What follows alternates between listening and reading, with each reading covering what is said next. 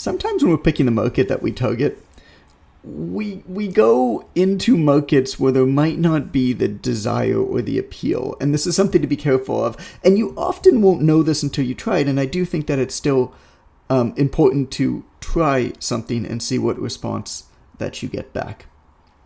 In this conversation that was a hot seat in my mentorship, I speak to Rhonda. Now, Rhonda helps dog moms work out with their dog. And what she does is she actually programs entire programs for people to work out alongside their dog. What she has found, though, is that most of the people that she trains, while that's a really neat way to get them in, they're actually not that interested in working out alongside their dog all the time. Maybe once in a while, right? It's like a fun thing on the weekend to do, but not all of the time.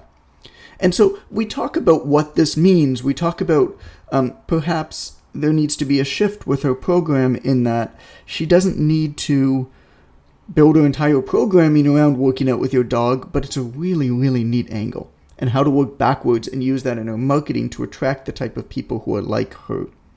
I really, really enjoyed this conversation. I actually added this conversation into my book after we had it because of how valuable I thought that it was. So I hope that you love it, and I'll talk to you afterwards. Rhonda, how you doing? So same questions, Rhonda. If you can quickly talk about who you are and a little bit of what you do, and then what we're talking about today. Okay, so I'm Rhonda, and I help dog moms ages 35 to 45 lose weight, but I do it in a very unique way that they get to work out alongside their dog. Cool. So, what I've been struggling with, so when I first started OTM, I did not have just one program.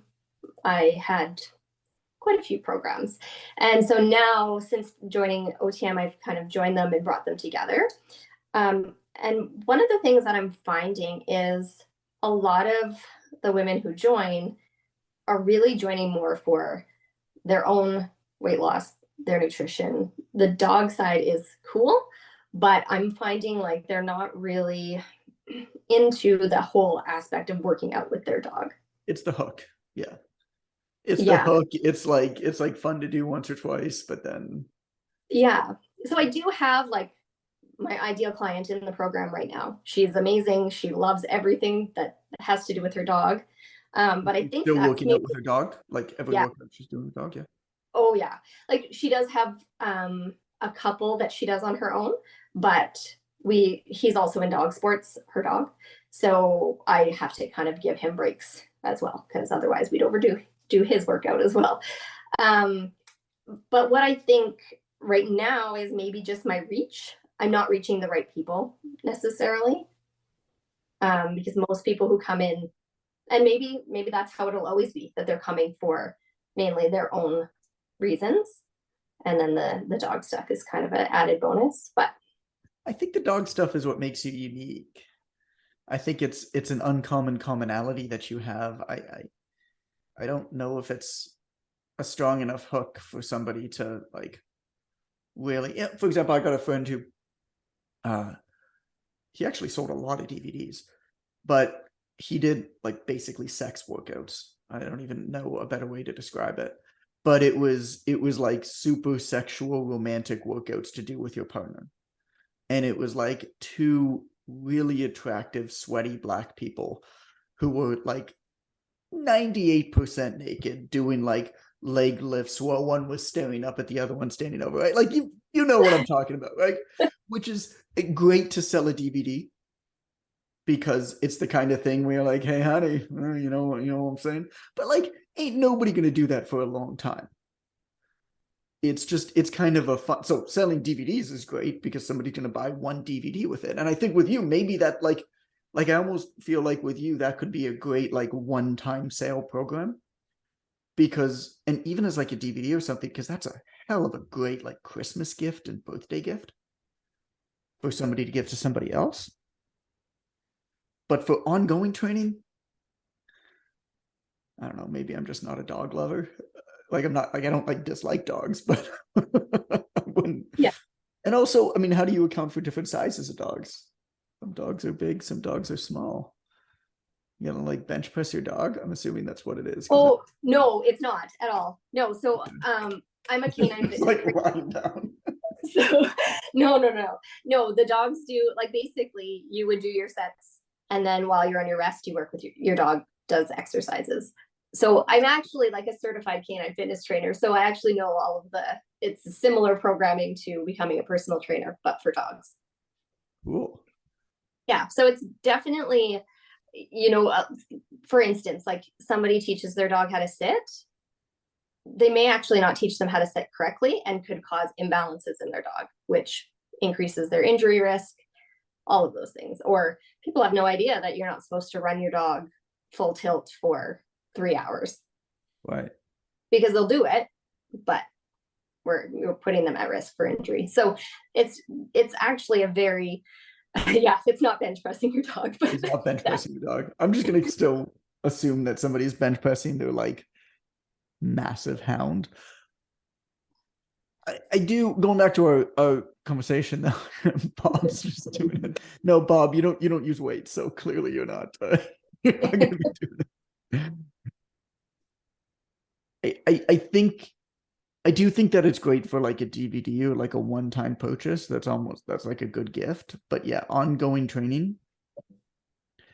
I think the angle is a great angle to meet somebody at where they're at with their passions for sure. And I also think that there's probably some opportunity to produce workouts in dog lovers communities and magazines and all that fun stuff. I don't know, does that stuff exist?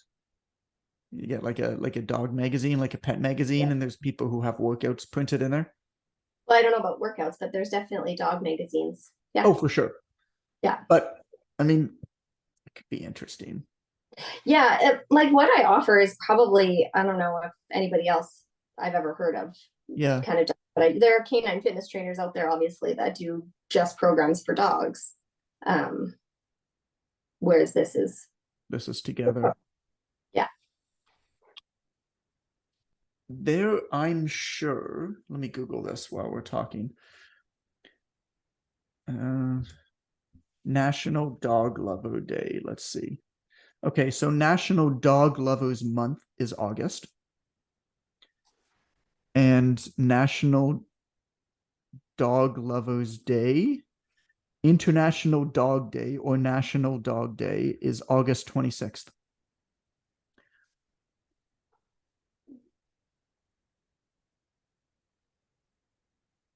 How many magazines and things could you pitch? How many magazines and stuff could you pitch? I don't know. Approaching August 26th for National Dog Day to publish a dog workout, a dog human Yeah, workout. What do you call them? yeah, I don't really have a name necessarily, but yeah, like I had not thought of that, and I imagine there's a million magazines out there that, Probably tons. I yeah, mean, like there's tons. National Walking the Dog Day is February 23rd. International Dog Biscuit Appreciation Day is February 28th. None of these holidays mean anything, by the way, but they're all just great opportunities to make a pitch or even create your own content or collaborate with somebody else. You know, some big dog trainer person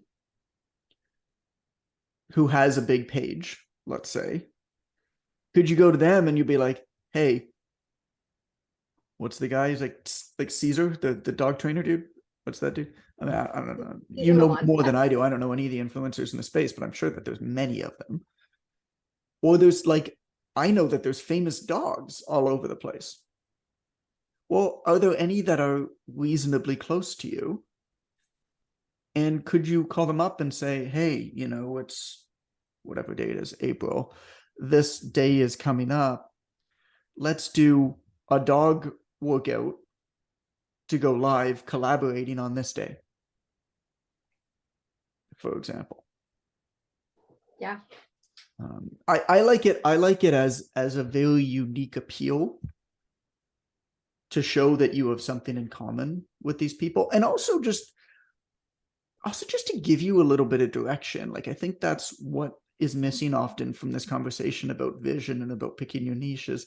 I actually think that in a lot of cases, a niche is less important than it's often stated in terms of like its ability to get you clients.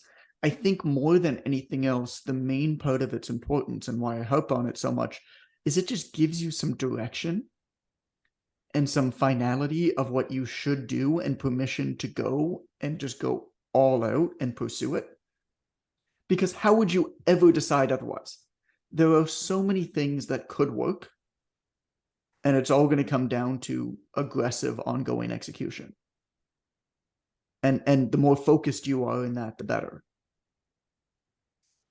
And so, to me, this market of the dog training is less about people wanting to work out with their dog, more about just, hey, this is what vision means.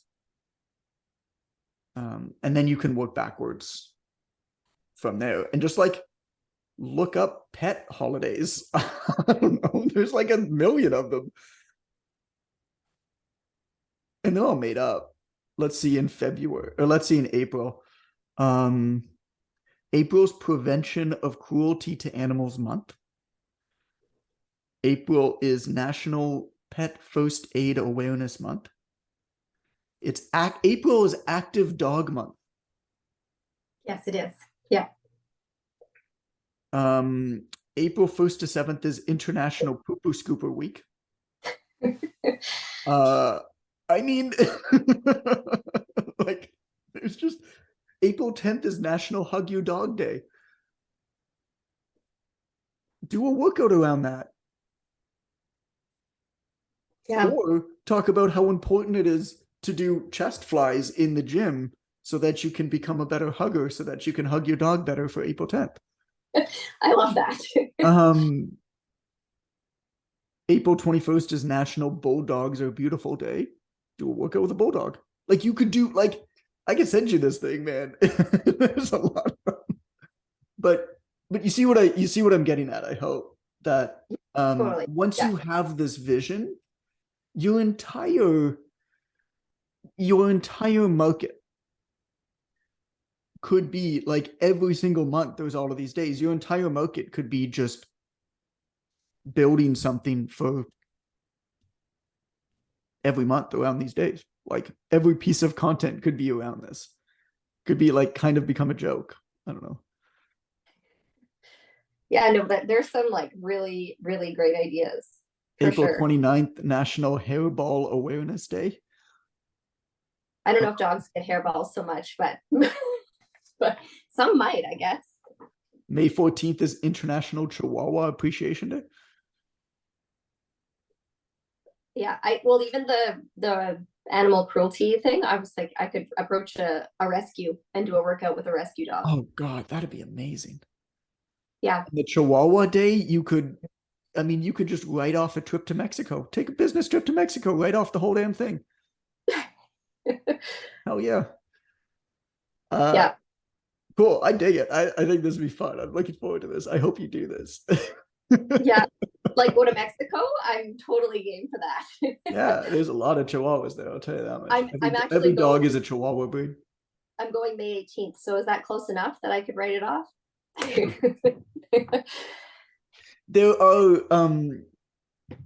what was I can't remember what he actually called it, but there's a whole, like, in personal finance kind of language, there's a whole bunch of like different words for different types. It's like, yeah, there's legitimate expenses, right, that are business. There's illegitimate expenses.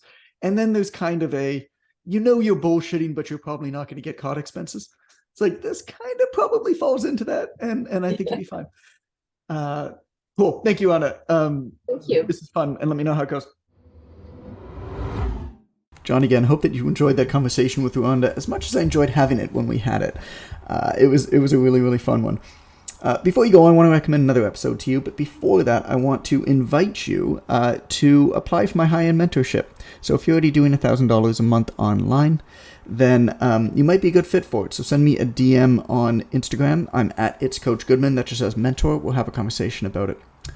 In the meantime, if you're looking for another episode, I recommend you check out episode 43. The title of this one is How You Can Better Help Clients Who Are Drastically Different Than You. We talk in this one about the seesaw of empathy. We talk in this one about how to target people